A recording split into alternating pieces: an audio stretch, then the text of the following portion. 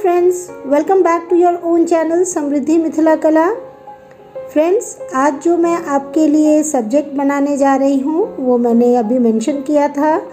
ये जो पेपर है ये हैंडमेड पेपर है। इसका साइज़ है 11 इंचेस इंटू 15 इंचेस और जो मैं इस पे वर्क कर रही हूँ वो 2 नंबर का ब्रश है, एक्रेलिक कलर है।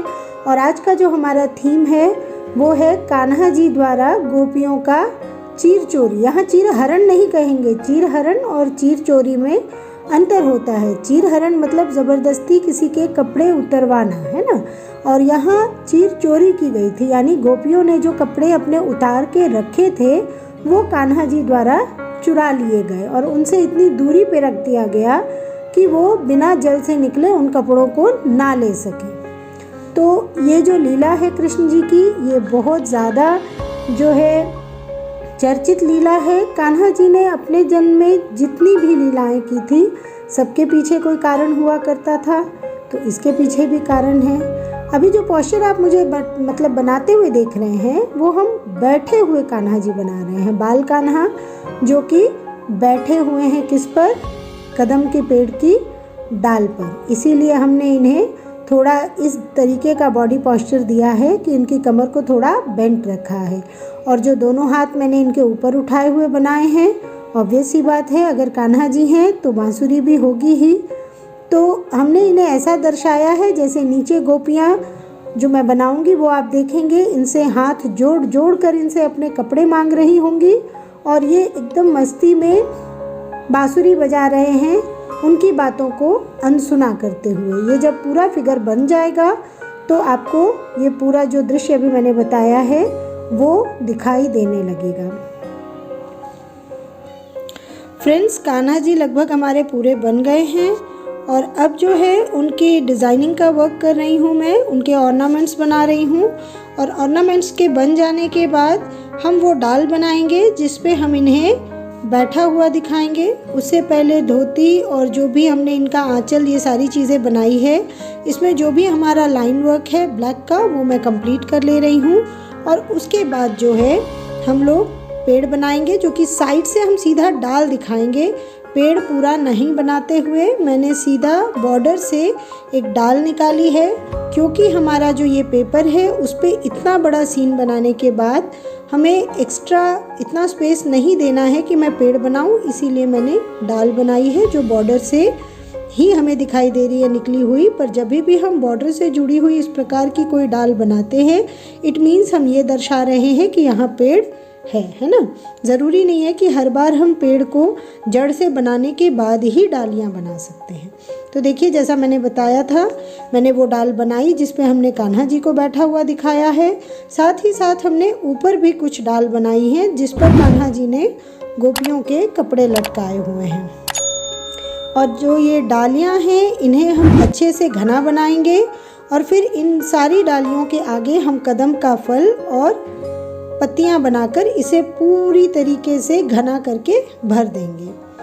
फ्रेंड्स, ये जो कहानी है या ये जो लीला है कृष्ण जी की, ये इस बात पर है आधारित कि जो गोपियां थी वो रोज़ाना जो है निर्वस्त्र होकर यमुना जी में स्नान किया करती थी, जो कि गलत था।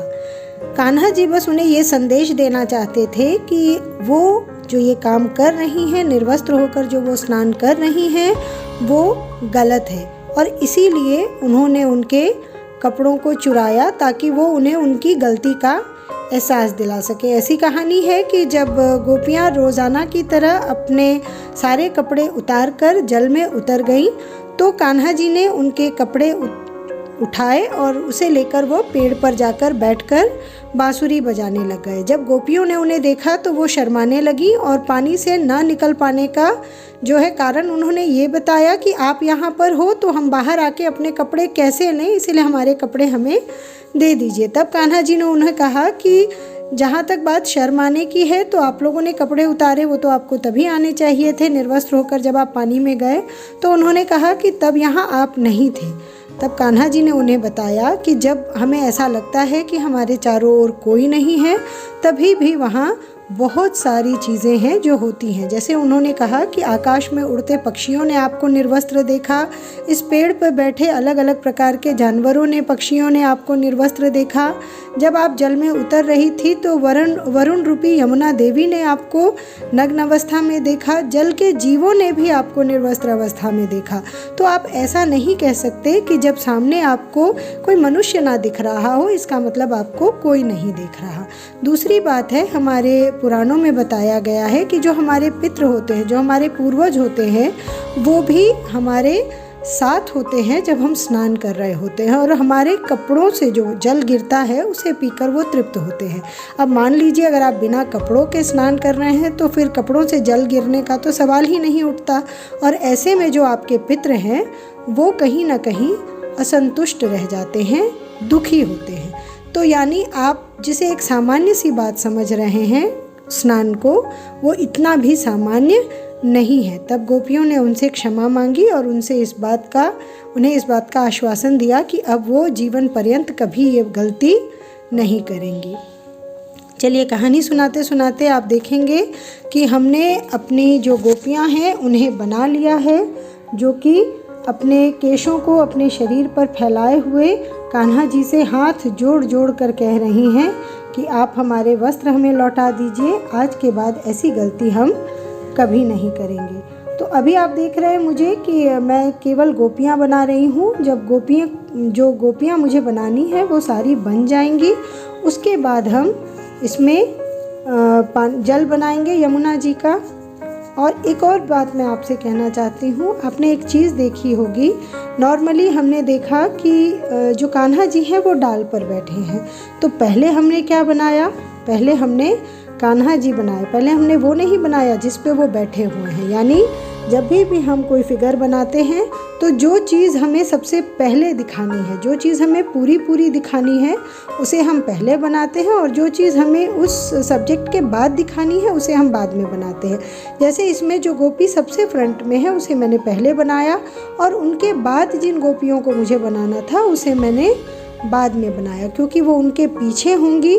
तो जब तक हम सामने का फिगर अच्छे से नहीं बना लेते, हमें ये आइडिया नहीं आएगा कि पीछे के फिगर की बॉडी का कौन सा पोर्शन हमें बनाना है और कौन सा पोर्शन हमें नहीं बनाना है। आई होप जो मैं अभी आपको समझाना चाहती थी वो आपको क्लियर हो गया होगा।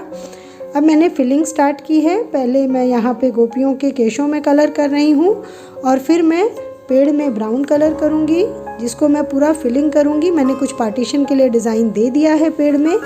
उसके बाद ऑर्नामेंट्स को कलर करूँगी। पानी में पहले मैं लाइट ब्लू से फिलिंग करूँगी, और उसके बाद उसमें डीप ब्लू से पानी की लहरें बनाऊँगी।